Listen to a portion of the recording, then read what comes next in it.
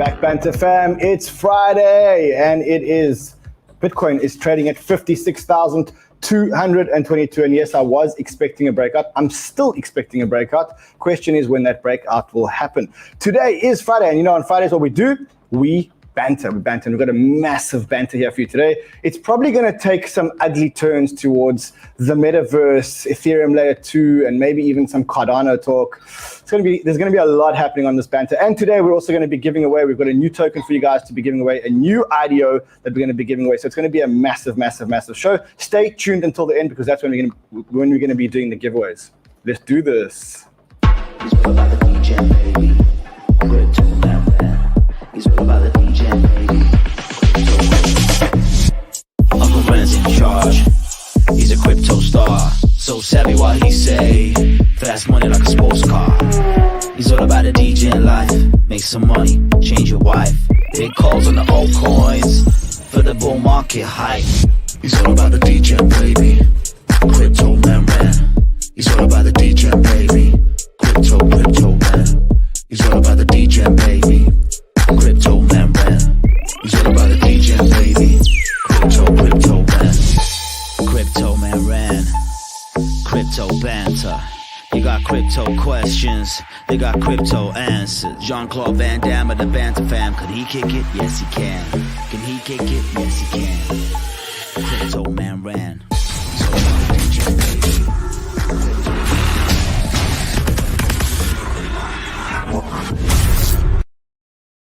Whoa, it's all about the Degen, baby. And if you're Degens, then you're in the right place. I'm Crypto Man, and I'm here 3 times a day now, bringing you crypto love and crypto wisdom and building the strongest crypto community in the entire world, even though I'm sure that Ellio and Alex Beck are going to challenge that in just a couple of seconds. If you're new to our channel, join the 505,880. You know what, get this. So, usually we brag about the fact that we've got like 505,880 people. Problem is that today, when you look at the people we've got on our show here, let's quickly just like get perspective here, right? So we have Ellio on our show today. Ellio is the master. I mean, you have to understand that most of the tricks I learned were from Ellio. And his channel is huge, 553,000. And then you got Alex. Alex is a Degen. He is an absolute Degen. He's got 1 million. He's over the million. So actually in this, we shouldn't talk much about our 500,000 subscribers because we're actually like the smallest channel here in this discussion today. So I think it's going to get really, really, really interesting today. And there's a lot to talk about because it is Friday and it is Banter Friday.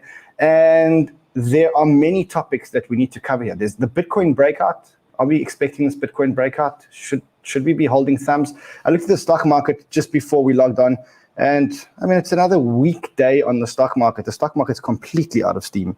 It has broken through lots of technical levels, and there are lots of concerns about the stock market. And if the stock market continues to go down, well, there's no chance that crypto can run without the stock market. That's one thing we want to talk about. I also want to talk about ETH Layer 2 scaling solutions. I know we spent a lot of time talking about ETH Layer 2 and the different solutions. And right now, there has been an explosion in ETH Layer 2 total value locked. I want to show you guys this.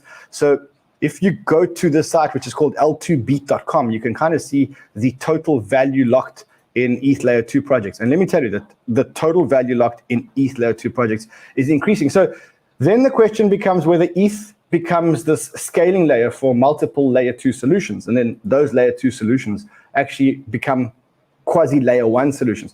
We're going to talk about that. We're also going to be talking about the race for DEXs on Cardano. There has been a big race for DEXs on Cardano. I don't know if you saw, but Sunday Swap announced that they're going on to testnet on the 5th of December. Charles Hoskinson said that he doesn't believe they're going to be on testnets for very long. And we always said that as soon as there is a working DEX on Cardano, it's going to open up Cardano for DeFi. And when Cardano is open for DeFi, then we may get a whole lot increase in usage and a whole increase in total value locked. So it's going to be a big, big show. And I think what we should do is we should start off by talking about the most important topic in the entire day. And that is the giveaways. Because that's why everyone's here. Everyone's here for the giveaways. So giveaways, we do have the Banter Bags. As you know, we've got the Banter Bags. How much money is in the Banter Bags? Jimmy, put up that little Banter Bag slide.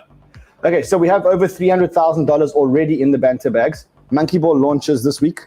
Apparently, it's only going on to exchanges on the 8th. I know I said Sunday, but I think it's like next Wednesday. That should do 100x. That'll give us another $100,000. And we just keep getting more and more and more money in the Banter Bag. So I reckon when we land up giving this away, it's going to be worth a couple of $1 million. We also have IDO spots. We got 50 IDO spots for you guys, provided you're not American, or if you are American, providing you use NordVPN, and there is a description link below. When they ask you, are you American, just say no and use NordVPN. Description link, there's a sign up in the description below. But Synchrony, and this is a truly decentralized asset management tool powered by AI and analytics. We've got 50. Jimmy, how many have we got here? We've got 20 times $50. The IDO is happening on December 6th on SoulRaiser. So whitelist applications are going to close on December 4th, which means I have to give away all 20 today. That's what you're saying. That's huge. I mean, that's huge. That's 20 times giveaways happening at the end of the show today. Anyway, without further ado, let's get this show on the road. And I think what we should talk about immediately is we should talk about Cardano. And we should talk about Cardano with a very, very big Cardano fan, someone who has been vocal about how much he loves Cardano, how good the technology is, how strong the community is, how passionate the community is. I think we should bring in Alex Becker. Great way to intro me in, Ran. Just setting me up. Everyone's going to come on, and I really think the Cardano holders just want to hang me at this point. But yeah, what do you want to talk about as far as Cardano goes? I'm a big fan. I mean, what is it about Cardano that you love? I actually think Cardano, the actual project itself, is great. I have no problem with Cardano. I'm really looking for the day when Charles bans me or blocks me on Twitter, because it would just be funny. But I have no problem with Cardano. It's the people that invest in Cardano. They're mean. They're very mean people, and you can't talk honestly about the project without getting crucified. So I just said, if they're gonna crucify me, I might as well be the villain. So, I mean, clearly you haven't had a run-in with the XRP community, because you think the Cardano people, I mean. The XRP community scares me. They scare me. I'm not going to mess with them. The Cardano, it's full of Jerrys. If you've ever seen Rick and Morty, they don't scare me. So it's just the difference of things. The Bitcoin community, they're maxis, but they're all super duper wealthy, crazy people. So I'm just going to stay away from that. Ethereum, they kind of take the beating. Cardano holders, you say one honest word about the project, the lines and the Karens from them, it's just it's icky. So yeah, I just have to dish it back out at them. If they'd stop, I'd stop, but I don't think they are. I must say, I think that I think something's going on crypto at the moment, and I think it's all started when Plan B missed his November target, right? Because everything was fine and everyone was friends until Plan B missed his November targets. And, I took him on about that, and it looks like people are getting quite sensitive. As you can see, I'm now blocked. Yeah. People are getting sensitive. I don't really get that. It's interesting. I mean, I all I did was say that I'm Plan C, and, I've taken over with immediate effect from Plan B because he missed his November target. He missed the target. I think emotions are just very high in crypto. I don't get why people get mad when their calls are wrong, because really no one knows what's going to happen. I don't know what's going to happen. And so when people make fun of my calls, I'm like, well, yeah, of course. Yeah, I mean, I said wrong like 1,000 times. I said yesterday that I thought Bitcoin was going to break out in the next 24 hours. That was like 23 hours ago. That call's probably going to be wrong. If anybody wants to take over from me, they can take over. I'm not going to block them. If people knew what was going to happen in crypto, this would be a very different game. Yeah. But there is one guy who does know what's going to happen in crypto, and I say that not sarcastically and in no way being facetious at all. But there is one guy that if you follow this guy and you listen to him, I'll tell you what happens. Initially, what he says sounds crazy stupid. Okay, so initially when he says you should look at this narrative, it sounds like, yeah, right. And then 3 months later, you'll start warming up to the narrative, and then 6 months later, you'll think, fuck, why didn't I invest? There is one guy like that. Here he is. It's this guy. The intros to that. Yeah, I mean, if you're not watching this guy, you know what you need to do? I've worked out how to watch Ellio. Just watch his videos from 3 months ago and pretend that it's today. They'll make a lot more sense to you. That is how you should be watching Ellio.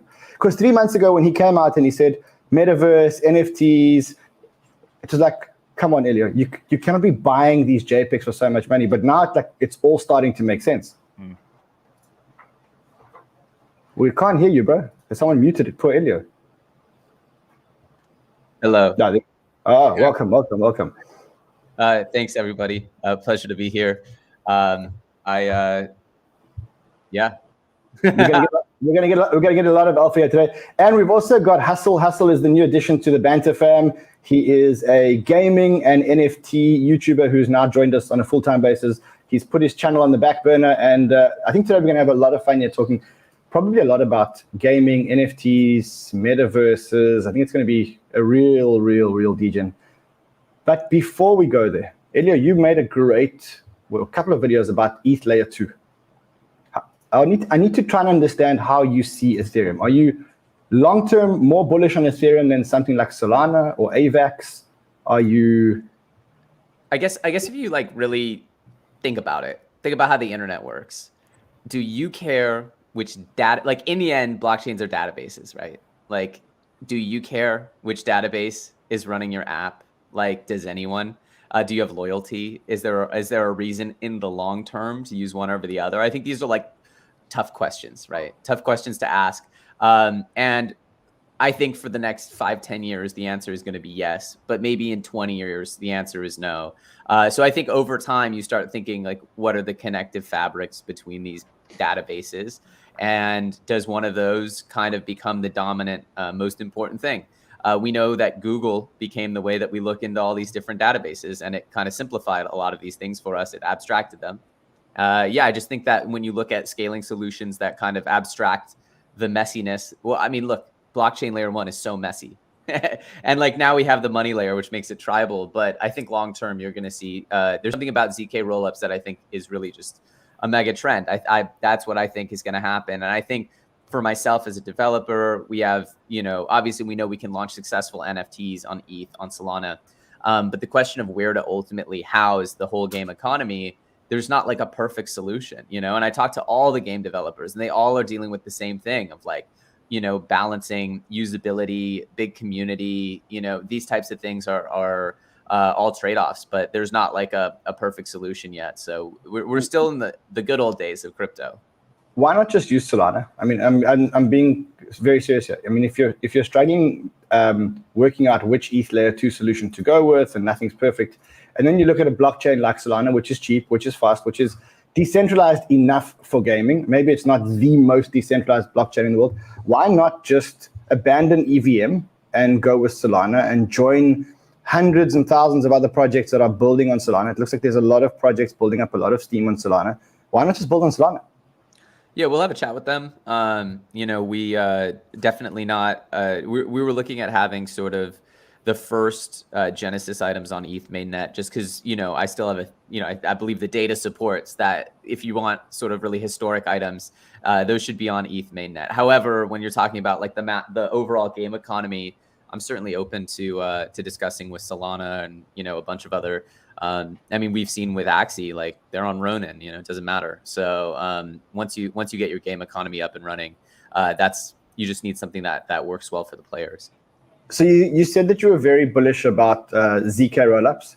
I guess you're more bullish about ZK rollups than you are about optimistic rollups because of the clearing time, right? So, optimistic rollups have that 7-day lag clearing time. It's also the fundamental. I mean, like optimistic rollups essentially assume optimistically that everything's going well, whereas ZK rollups have I think it's pretty objectively better, like the way that ZK rollups achieve consensus. It's like no one who understands this stuff will try to tell you that optimistic is like actually the, in theory better. The only thing is ZK rollups were thought to be like not feasible.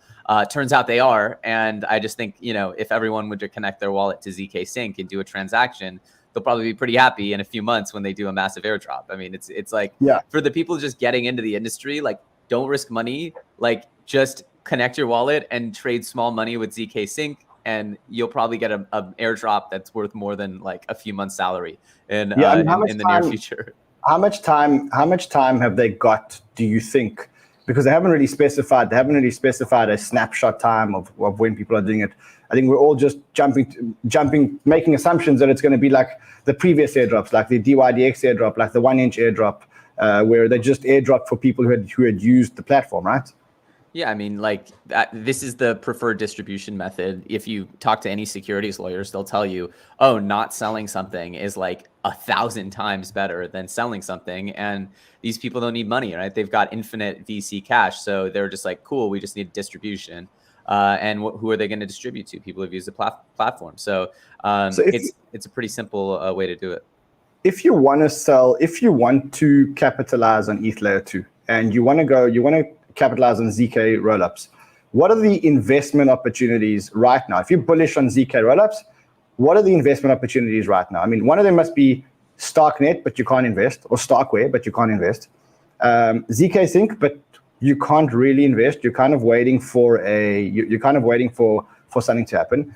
You can go for something that's built on the Starknet, like a DYDX or an Immutable X or something like that. What are the other investment opportunities if you're bullish on ZK rollups? Well, it's the beautiful thing right now is it's prehistoric, right? So you're able to kind of size up the narrative early. And I think this is where people get really twisted is they really think that, these early days, they see everything in present tense, right? If you were to zoom 6 months ago to the metaverse gaming category, everything looked like the ceiling was, maybe where Axie was or where, Sandbox was. And the ceiling is, there is no ceiling, right? If people want to go ahead and believe in this tech, look at Cardano, right? Look at Cardano. There is no ceiling, right? There's no ceiling. And we're not saying this in a negative way. It's just for the amount of activity happening on the blockchain, it's one of the most valuable networks in the world, right? And it's all about the story. It's all about the belief in the future of that story.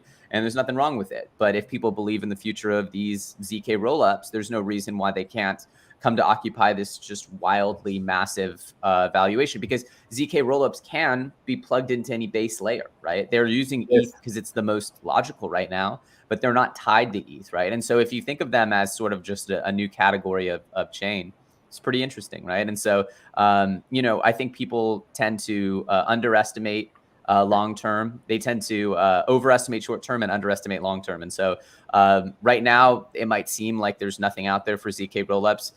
Clearly, we know that there's going to be a whole bunch of these coming into the world. And just this is not where I want to slam something down your throat. You guys now have a chance to just get way ahead of this one. So just go get ahead of it and do your research each day.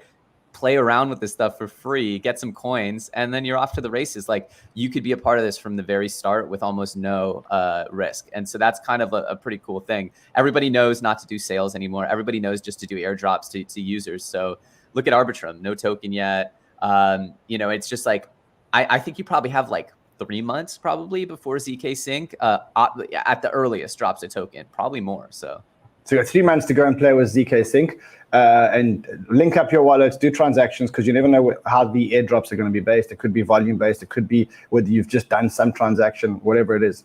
I'd connect every wallet and do like a $10 transaction and then just see what happens. They're probably going to do what they did, which is not like reward whales. They're probably just going to like try to be like really fair and just like reward each wallet. I would maybe mix up your IPs with a VPN because they're obviously pretty sophisticated. They don't want this. Speaking of that, if you want a VPN and you need to have a VPN, NordVPN is a sponsor of our channel, and you can fix. And you need a VPN. You cannot not have a VPN. You cannot not have a VPN if you're in crypto. I mean, that's dumbass. Especially if you're in the States and you want to participate in non-American things, there's no way that you can do that without a VPN. I mean, come on, let's pick up. Guys, you spoke about Axie. We spoke about Axie a lot. Hustle thinks that Satan Arena will actually murder Axie at some point. He thinks that Satan Arena, given the amazing launch statistic that they've had and the numbers that they had, he reckons that it's going to be a bigger game than Axie. Alex, your thoughts? I hate when you bring up these games that I'm going to be actively investing in here very shortly on the show. You did it with Moon River. So I was like, okay, I think I'm going to invest in Moon River. I come on and person's like, buy Moon River. Shoots the moon. Now we just did it with Satan Arena. Yeah, the numbers look really good. The game looks good. I think it's a very solid investment. If you're looking to invest in games right now, I'm sure we'll talk about degenerate games and that we can invest in and whatnot. You look for the ones with users that are below $1 billion market cap. It's very simple. Yeah. And that one really I will point out, everybody, look at the FTV on Phaeton. Just look at the FTV. Yeah. Not small.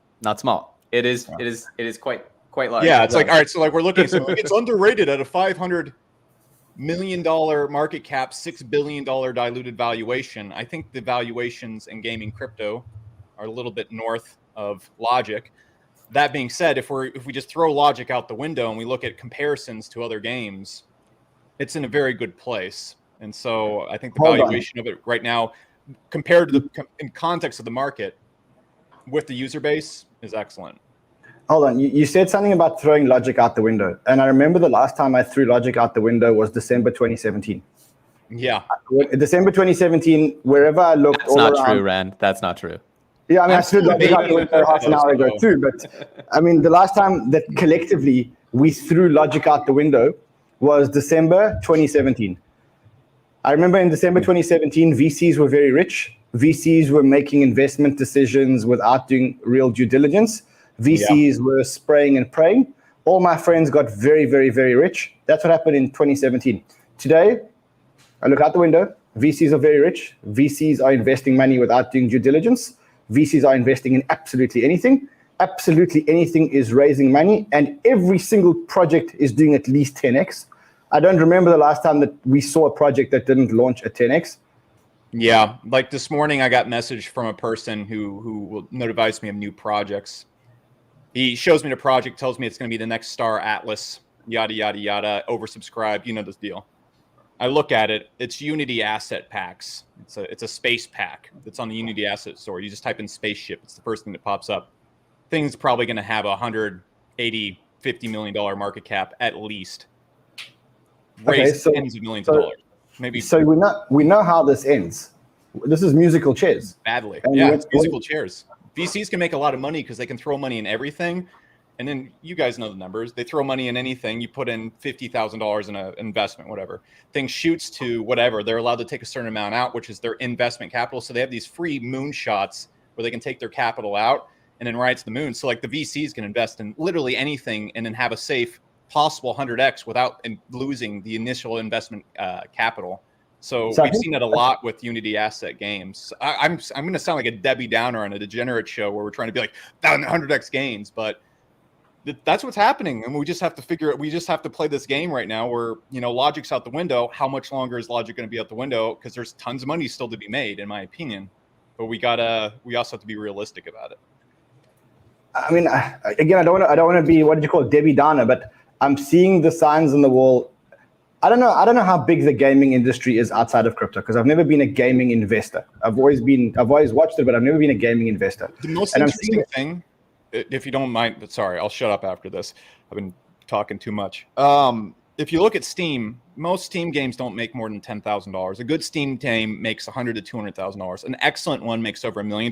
And the blockbusters, like if you look at, I forgot what that Subnautica, that game made like $20-30 million, something like that. Of course, we're going to have League of Legends and stuff pop up like that in crypto gaming, but we're giving everything higher valuations than what most games make in their lifetime. And these are not games that even have working products. So is it a function of the market being too heated, or is it a function of too much money in the economy and just there's nowhere for this money to go? And we're drowning in money, and we're drowning in money so badly that we have to spend money on fancy JPEGs that are non-productive assets and on gaming projects. I just feel that everybody in crypto is very, very, very rich.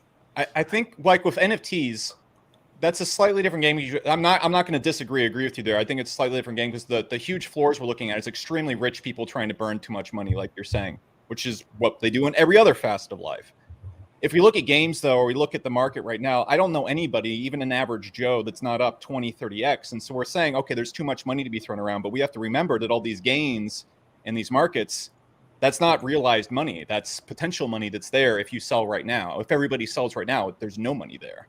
So I think what we're also getting, which we haven't seen in traditional markets, is what we have in crypto is we have this thing called tokenomics. Yeah. And so, by creating this stupid demand and by completely artificially limiting the supply of tokens, at the whim of the centralized company, they're creating these absurd valuations. And then what they're doing is they game theorying and sneaking the tokens in slowly through very, very, very smart tokenomics. Now, in a stock market, you don't have that. You've got the issued share capital, and that's the share capital, give the valuation to the product. But here we've got this additional lever that you can mess around with, which is tokenomics. And most of these valuations are actually just really smart tokenomics. The thing we have to remember too about all of this is all those valuations we see in these micro apps. Before we talk about 100Xs and whatnot, everyone's planning to sell. There's no one who's not planning to sell. This is not Bitcoin. This is not Ethereum. This is not top 25 crypto. Everyone is planning to sell. It's about when they're going to sell, because they are going to sell. People want to take that money. They're up 20, 30X. We got average Joes who've never invested in crypto before making $1 million. They're going to want that so they can pay off their house. It's a question of when they're going to want it. I don't think it's anytime soon. I think we have a bit more time. Yeah, it's a game of musical chairs. It's a game of musical chairs. When the music stops, everybody's going to want a chair. Well, you hit the nail on the head with the too much money, right? There's just too much money in the system, and so we saw this happening with the melt up. It's everything, right? People are paying for used cars. They're paying more than sticker 2 weeks later, right? We're seeing watches are going parabolic, lumber, right? It's like anything that has billionaires are selling all their stocks. Yeah, it's very interesting. Ooh, there's been hold on. There's something bigger than that. There's billionaires selling all their stocks, one, but we're getting a spate of CEO resignations in the stock market. Now, I don't know if you remember, but the last time there was a spate of CEO resignations in the market was just before COVID. And the markets were extremely heated just before COVID. And CEOs kind of said, look, I'm going to bow out now because I just don't think that things can get better. And if I stay here, there's actually no real upside for me staying here. And so you're getting a spate of CEOs that are starting to resign again. You're getting billionaires selling their stocks, and you're getting CEOs going, look, my time is up. I'm out of here. This is a really interesting show of banter, because usually people come on wanting us to name coins and make them go up, but now I feel like we're going to crash a bunch of coins, actually. Shut up. All right, well, let me come in here with a little bit of everything's going up, guys. It's all up. Sprinkle some magical hopium on this situation. So here's the deal. We've seen this over the last few years. We're no longer on a 4-year cycle. It doesn't feel like that. It feels like we're on a 3-month cycle, right? Every 3 months we get a new cycle. And it started speeding up in 2019, but we really have sunk into this since 2020 and the money printer, which is we got DeFi summer, 3 months, cool off, 3 months. Second big push from November, December-ish through February, 3 months. Then we got another bear market, then we stagnated for 3 months. Then we crashed for 3 months. Then we had NFTs for 3 months. Then we have it's like everything goes for 3 months. And it feels like we're about 3 months into this gaming wildness. Does that mean that there's not going to be any future? Of course there's going to be future. There's still DeFi projects going 1,000x. But at the same time, it's really important to realize that the market seems to want to sort of wash out the speculative mania. And you asked when the last time we did something completely ridiculous was. It was February, March. That's when we were being ridiculous. That's when it was really ridiculous. And then again, it was really ridiculous in August and October with NFTs. It was really ridiculous. And then it got washed. Now we're being really ridiculous with game projects. Now it's, we might experience a little wash here. It seems to be that the party with this much money in the economy just wants to keep going. We know that there is an inflection point with crypto and Web3. And to me, it's like the opportunity for crypto to fail, the more this goes on, to me diminishes, because eventually that funding is going to find its way to really good teams that are durable. And so, yes, 99 out of 100 may fail. And that's the truth with most startups. But this time we're putting X millions of dollars into the smartest people's hands in the world. You got to believe that something comes out of it that is durable. So I think I agree with you that the party that we're in now, the 3-month party that we're in now, is the gaming NFT party. What's the next party? Roll-ups. ZK roll-ups. I think I agree with you. Is there going to be a Cardano party at some point? I think there is, as much as I hate to say it, because I hate seeing Cardano holders happy. what I think it's going to do. I just hate it. It's just so terrible to watch. It's like, I don't know. I don't have the joke to describe it right now. I've been up since 3 a.m. I mean, listen. You gotta be realistic. That as soon as the DEX comes, as soon as 1 or 2 DEXs come onto Cardano, you're then gonna have a whole lot of DeFi applications and a whole lot of DeFi users coming in. There's going to be this land grab for TVL and for APYs on Cardano, and then you're going to get this huge amount of money flowing into Cardano. I mean, it happened on Avalanche. The narrative is setting up. And then Charles is going to then resurrect your favorite deity, and then I think it's going to be great. It's the Cardano party is written in the stars. It's going to happen. We've all been waiting on it. We know community equals value, right? Community equals value. It's that simple. It's the only law, right? If there's enough people who believe in something, then it's valuable. And there are so many people who believe in Cardano, and clearly, no matter what, will continue to. So it's just like, what's to hate on that? We know when there is these strong pockets of faith in crypto. And I think the word faith is really important because it's kind of driven a lot of these innovations. So there's a lot of faith there. I wouldn't bet against it long term. It's fun to make fun of it short term because it is quite memey at times. But look, they're gonna do it, right? They got $90 billion. They'll figure it out. So speaking of community and the value of community, there's one community that I'm kind of feeling left out of. I just want to say that Hustle mentioned it on his show called In the Game. He mentioned there was like this elite club, so to speak. Very, very. It's like an elite club in the metaverse. I more termed it as a network of power players within the metaverse. I think y'all can term it how you want it. Yeah, so this elite. You said it, not me. Except I said it on Twitter like 1,000 times. Not here. Louder for the people in the back. Yeah. Yeah. Just explain to everybody about this Neo Tokyo News 5 community that I'm not a part of. Wait. It's not Neo Tokyo News 5. That is the LARPing anchor. All right. He insults and gives news. He's not Neo Tokyo. He's a LARP. Okay. Yes. So, it's like Neo Tokyo banter. Yes. Okay. Yes, he is. Just run us through how you see this.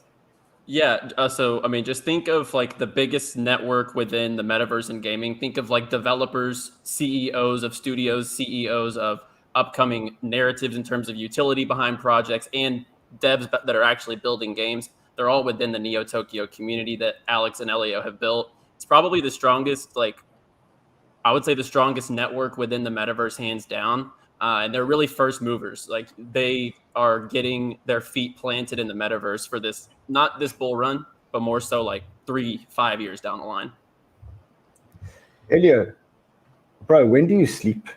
In between a content channel, a gaming studio, a series of launch pads, now a secret society metaverse club. When do you sleep, bro? Definitely not on the nights before banter. That's for sure. I don't usually see Elliot this early in the morning, so this is. We moved the show. I mean, the show was supposed to be at 9 a.m. EST, and then when Ellio said I'm going to join, I thought, okay, I'm going to move it to 10 a.m. EST because I'm not going to get him out at 5 o'clock in the morning. That's not going to happen. Oh, thank you. I would have tried to do it. I would have just literally been. I don't know what I would have been wearing or doing or saying. Let's talk about Neo Tokyo. What is it? Who can get in? Why am I not in? How do you get in?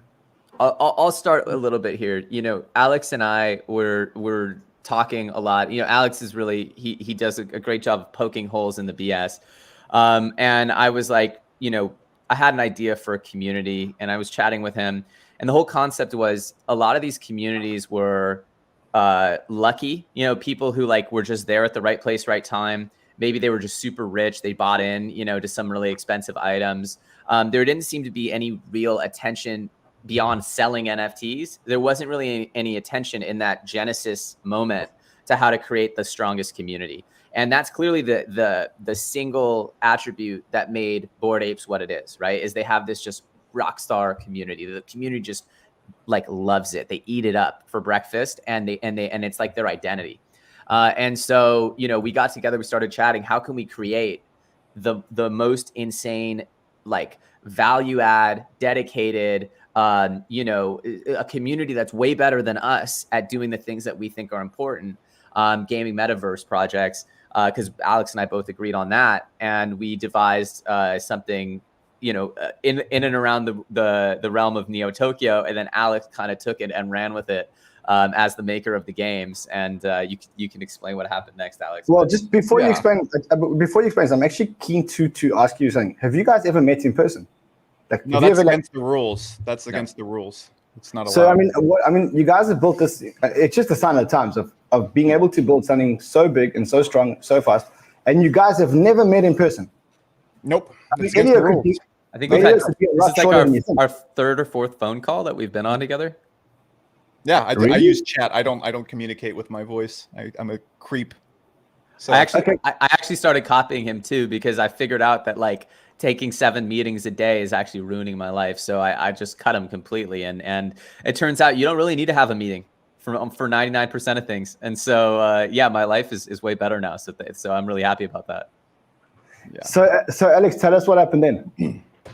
Yeah, so I mean, first off, thing I want to state is people probably think that you got a Neo Tokyo promotion for us to talk about. Not the case here, guys. And also, if you buy into Neo Tokyo right now, you're not paying Elliot, you're not paying me. We never sold a single Neo Tokyo NFT. It was free from mint. Everything that the users have gotten, free. The floor for a full set right now is, I think, 26 to 30 ETH. I'm not exactly sure. And that the market cap of Bytes, which is the currency for it, is like 177 million right now. I'll give them users for free. So this is not me saying, hey, come buy my shit because I want you to buy it. This is, if you buy it, you're not buying it from me. I'm not selling you my NFT. Me and Elliot have one each. We got the same amount as everybody else. Yeah, so the floor is 32, and the average amount of bytes that people were able to unlock for free is worth, which is about 400, a little above actually, is worth $72,000 right now. So just to be clear, let me continue from there. Let me continue from there. Go ahead. All right, so the reason that is because the people inside of Neo Tokyo, the founders of studios, the biggest VCs, all the people inside, we all strongly believe that crypto gaming, blockchain gaming, the metaverse, that conglomerate of things, it's going to be like Ready Player One. It's going to be a multi-trillion-dollar industry. I think a $10 trillion industry in the next 10, 15 years. It is. Okay. And a network of people building that community that is small, exclusive, so they're able to work together, just like if you have, because most people aren't building the metaverse. And so we need to have a small community of the people that are. If we let everybody in, then it would just be masses of people all screaming. It's not the people building the metaverse. And so, in my opinion, there had to be a community that was built that allowed all of these people to network and talk to each other and interact with each other. Because in the future, you're going to see the Ready Player One, you're going to see the IOI buildings, all that kind of stuff. And myself and Elliot said, you know what? We would like to found that community and surround ourselves, because we want to build that. That's something that me and Elliot strongly believe in. It's our life passion, I would say. And so we wanted to surround ourselves with people that share that life passion, that are also wanting to impact the world and build great things. And so I believe the reason why our floor is so high and it's so strong is, yes, there's a lot of gamification. It's a very cool thing. There's all sorts of crazy LARPing and whatnot going on. But if you look at it, and especially in the elite top 500 group, it's VCs, game studio founders, and people that are building the future of it, because this is what we believe in, and we want to surround ourselves with the best minds. And so it's a small community of what we're building, the best minds in gaming crypto, building the future. And so we wanted to be the ones who built that and not own it. We don't, Neo Tokyo isn't myself and Elliot. It isn't our influencer club where you can come worship us and we give you alpha. It's a group of the smartest people in crypto gaming. You're just equal token holders, NFT holders. We have the same amount of NFTs as everyone else inside. As everyone else, there's no probably less, right? Because Alex we've actually made less money than most of the people that are in. We're actually really, look, what makes Neo Tokyo what it is that it's a pure experiment. Right. And all the best things I believe in crypto are pure experiments. Right. And you see these going back in history, the people who approached it from a true experimental lens, those people have created really amazing things. And what made Neo Tokyo great was free. Founders had no preferential treatment. There was no insiders. We didn't give a single whitelist spot to anyone we knew. We didn't even give a hint. Everyone for weeks and months was begging us, come on, we're best friends, buddy. Come on. And we just refused and stonewalled everybody. And the result was that everyone who got in had put a chunk of their soul into getting in. And when you have that trade-off that's intangible, it's, as you know, Rand, everyone's got money. It's dripping from the ceiling. It's coming out of every crevice. So what is the scarcity? The scarcity is people's time and people's emotions. And so when you actually trade the emotion and the time and the actual interest and genuine passion, that's when you get something that's unique. And so that's what NeoTokyo was all about. And I think I speak for Alex when I say that the people inside this group are even smarter than us. And that was the goal, right? Was to create a group that's much smarter and can accomplish way more than Alex and I could just, kicking around ideas. And so that was, and so now it's attracted these power brokers because they're like, whoa, what's going on here? We didn't create neotokyotools.com. The community did. We didn't create the newsletters. We have the most professional looking 1 and 2 sheets coming out on every single gaming project within this ecosystem, not pump stuff, but literal, objective, detailed breakdowns that are being posted in there. And this is, we'll wake up and be like, wow, this is really deep, like this, there's no connection. Like, it's not like Alex and I then go, okay, so we're going to go cover this now. No, it's, we genuinely are all together as a hive mind trying to work our way through the metaverse and trying to digest all this information. And what we know about NeoTokyo is there is no more dedicated diamond-handed group of investors. And so now every project wants a base layer of believers, supporters. And so it started to attract everybody to towards this very, you give a free NFT to a bunch of people. And right now the value of it is worth $250,000 or something like that. Right. And you have people who won't sell, right? No one's selling. And so I think it says a lot. We have people from all over the world, from Pakistan, from South Africa, from Asia, from America.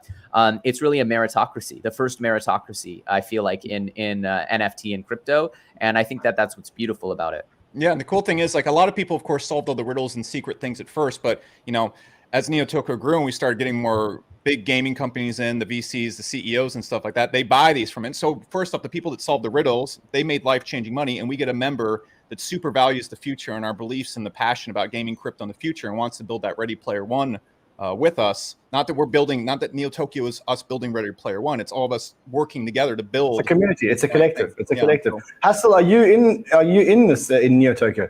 No, I feel like because I was building my own content in my own lane, I felt like I was, trying to communicate in my own, just basically do my own thing. I'm not, Alex and Ellio are building something amazing. I have, I know people in my network that are involved in NeoTokyo that, it is definitely the power player in the metaverse. And what I'll say, they created this natural barrier to entry up front with this riddle system. When they say this free mint system ran, they created this series of just like mysteries, basically, that high intelligence level people got together, got in groups, or just really dug into, got the answers to.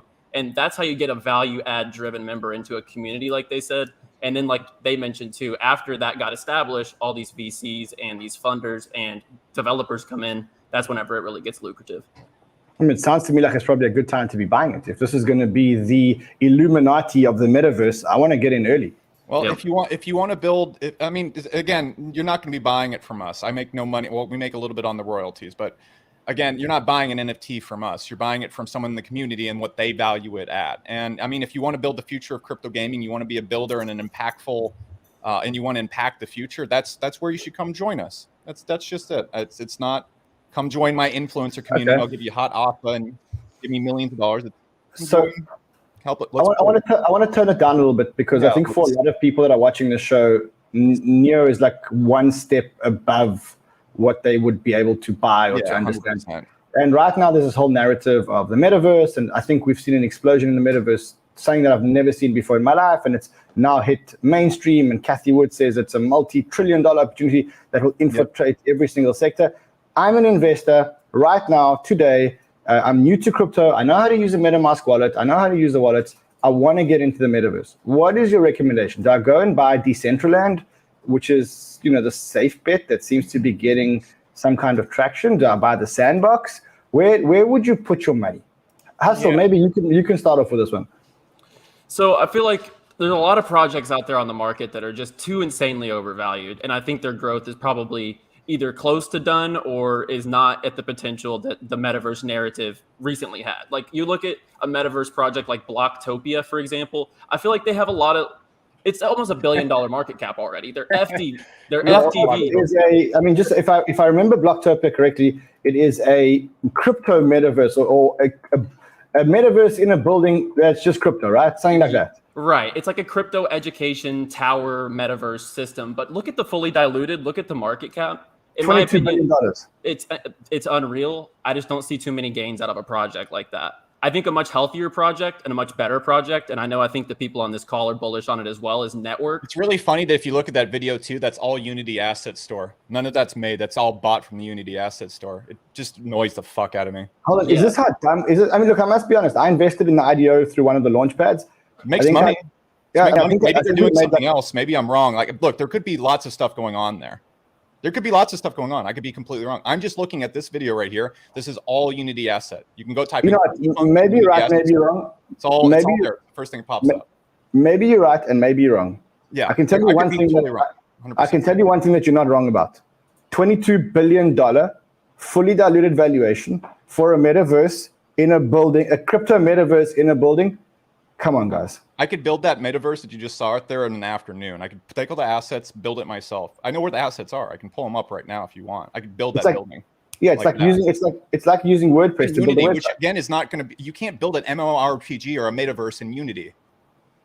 And it did hot gains. It did hot gains up front. Anyone who got in super early made literally like a 35x. So like, yeah, it made fuck tons of money. It made tons of money. If you invest in that, you're very smart. Right. But for example, I think that a much healthier project and a much better project, just for example purposes, is Network. Much lower fully diluted value, and it is also just a better project. They're building a more diverse landscape. Their land plots, their assets. I think it's no competition, and it's like 5x under the value, and the diluted is nowhere near what you're looking at on Blocktopia. So Networks. Let's just quickly look at Networks. It's. Let me just quickly cross over to the screen. Oh, I don't have the fully diluted valuation. It's probably on CoinMarket. I can try to get it. 100 million times 6. Yeah, so it's a $200 million market cap with a 600 million fully diluted. Okay, Ellio, your thoughts? Like on Yeah, no, I like where Hustle's going. So to me, the beauty of metaverse gaming is the reason why I started building video games in 2018 with no background in it at first, except obviously we started finding really intelligent people to help us, is this was it. I knew in 2018, after going through every product category, when everyone was running away from crypto like it was the plague, we were like, what could stop this? And I'm a big gamer. My co-founder's a big gamer. And we were like, obviously, if video game assets were on the blockchain, no one would care about Bitcoin. Who cares about Bitcoin? I'm playing games. And so that was where it started. That was always my impetus and my thesis for the last 4 years. Axie literally proved it with the data over the last bear, the micro bear. And I have no doubt that crypto games will start to get focused. All right, look, 1% doubt. There's 99% certainty anything could happen, but I'm pretty sure that crypto gaming will get focused during the bear because it drives token velocity, right? Nothing else drives token velocity. There's no reason to move tokens around. DeFi died, no yields, because the reason why we have high yields, the reason why we have high APY is people are borrowing to reinvest in the market, right? And when the market's up and up doing 10x, 20x, we get these astronomical APYs. When the market dies, we got like 1% APY on everywhere but Anchor Protocol. So shout out to you, Doquan. But at the same time, when we look at it, we see, I believe that it's like when the sea level lowers, right? And all the froth goes down, certain things poke out. And I believe that the things that'll poke out will be games. And so I think we'll start to see, and by the way, we've already established people don't exit crypto, they stable up. And when there's something worth jumping back into, NFTs, metaverse, games, they'll get off the sidelines again. And so I think a lot of this money is going to get recycled. And that's why I think that there's still a really big thing that hasn't happened yet, where it feels like we've seen the little canary in the coal mine, but we haven't really seen what it's like when metaverse gaming is the only game in town. And I think that if I were to go to what your question was, which is where should we be looking? The thing that people will not be willing to do, which is the one thing I've been begging people to do since we started talking about this, instead of spending your crypto immediately, just chucking it at some ticker, spend your time first. and actually get in, touch these products, and go use them, because most of the time earning within the game is way OP. It's way over indexed, and you have 12-year-olds making enough to like steamroll their entire crypto careers just by messing around. And a lot of these games will be, people are just drizzling money. They're not actually spending their time. So you'd be in the ultra minority, the 1%, if you just spent your time playing and actually using the products, and you'll know where the fun is. You'll know where the good. Amazing. That's an amazing bit of advice, is to actually just go and play. Just go and play. You'll talk to everybody in the Discord, and they'll be like, "This is the best. I'm having the most fun." And why would they lie to you? These are just random people. And so I think that's what everybody we've been begging to do, but of course nobody does it because just nobody will do the basics, right? And so just be slightly better than 99% of people and spend your time in the games, and you'll know which ones are fun, whether that's State and Arena. Which ones have you spent your time in, and are you comfortable to say that you'd put some money in? Okay, so here's one that I don't think is on people's radar really properly, but I think is actually quite smart, and it's an off the grid play, which I know you love, Ran, and it doesn't have a token yet, right? It doesn't have a token yet. Okay, World Wide Web 3. Okay, this one is a pixel metaverse. It's totally open. You can never get a real call out of Ellio, like something that you can press the buy button on, right? What's the best ones?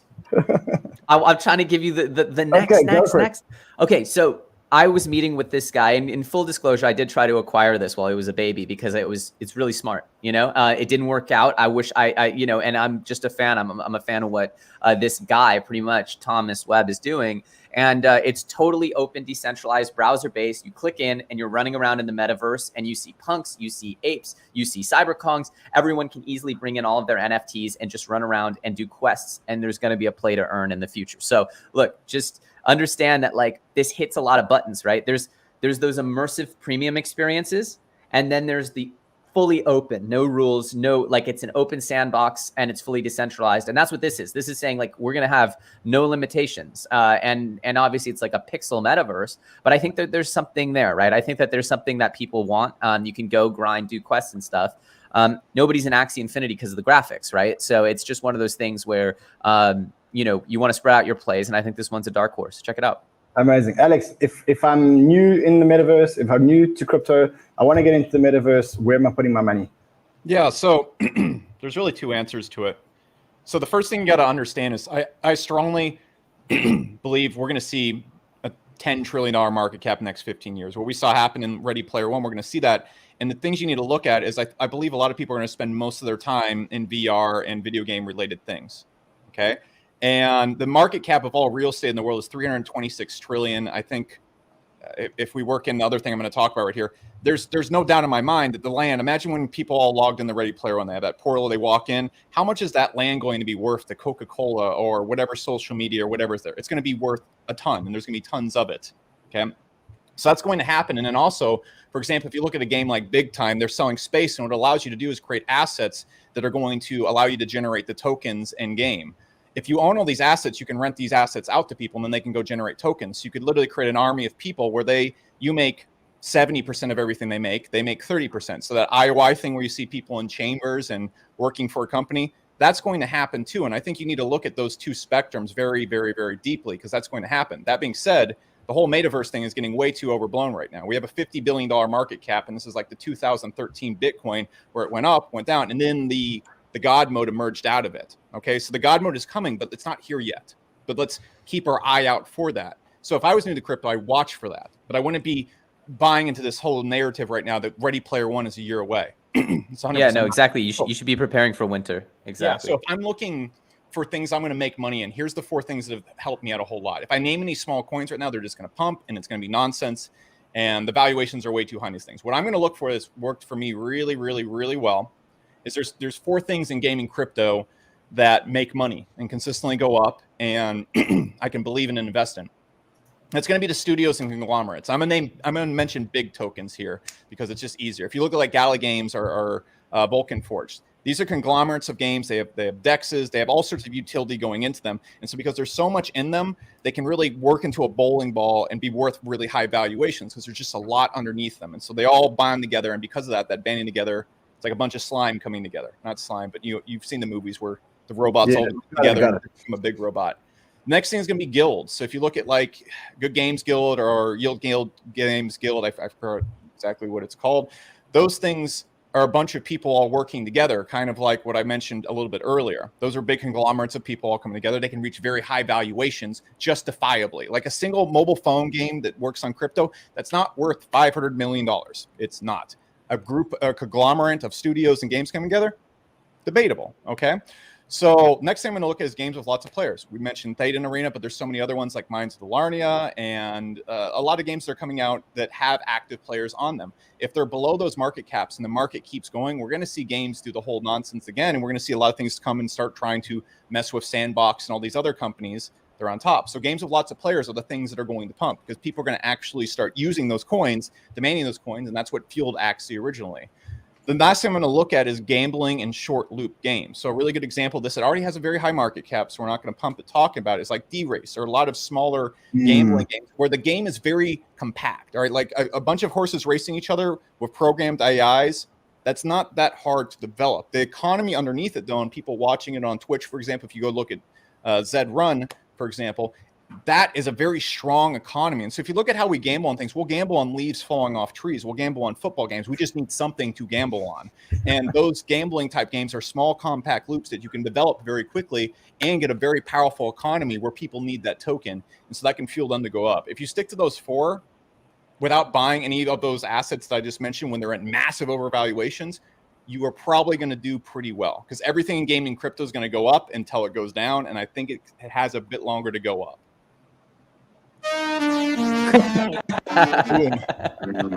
Perfectly planned. I knew that people would tune in here to get calls today, and they were expecting us to get a whole lot of calls. They didn't get the calls, but I must say, I think they got an education. I've been sitting here, and I think I've been educated. I must say, one of the strongest Banter Fridays that we've ever had. So, guys, thank you so much. We need to go now. I've got to do some network chart. Check the network chart. Okay, let's get the network chart. Hold on. No. Just share your screen. Just check the. Oh goodness. I'll share my screen. Okay, I got it. Hang on. This is hilarious. This is the problem. This is the problem. They come here to Degen. Look at this right here. This is not how you people watching this. This is not how you There it is. invest. This is not how you invest. This is Did bad. anyone play the Not a good example. You shouldn't be like, oh, okay, so this is like the best way to make money in crypto is follow these fuckers on YouTube and just like invest randomly in it. Like that. That's not how even Uniswap works. You're not even gonna be able to exit it. You're being maniacs.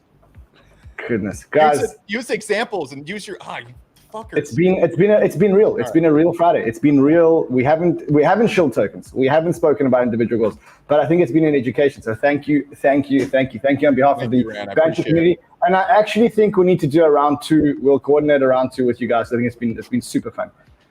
Thank you. If you don't follow the guys if you guys don't follow Ellio, what I suggest you do, all the YouTube channels are in the description below. Alex is a little bit more Degen.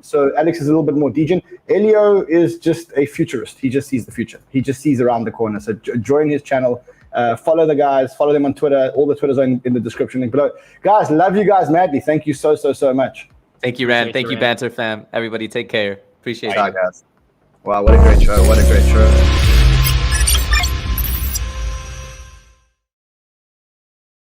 Bunch of DJs. Listen, we're going to do some giveaways. We said we're going to do some giveaways. And the Twitch goes. Okay, so what we're going to do is we're going to give away 20 times $50 IDO spots in Synchrony. Synchrony is an asset management platform being built on Solana. It is amazing. The IDO is happening very soon. I think it's happening around the 6th. So let's start choosing one. Here we go. Try and find one. We have a minute to find these. But we just can't do giveaways anymore because Twitch just destroys all our giveaways.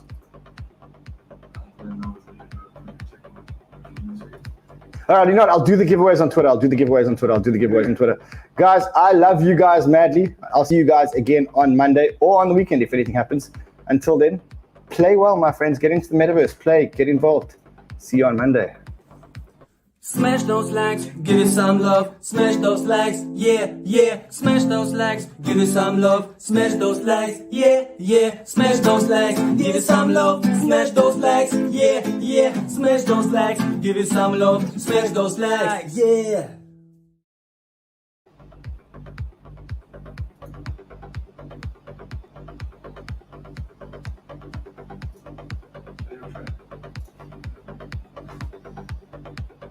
It's a great show. Super show.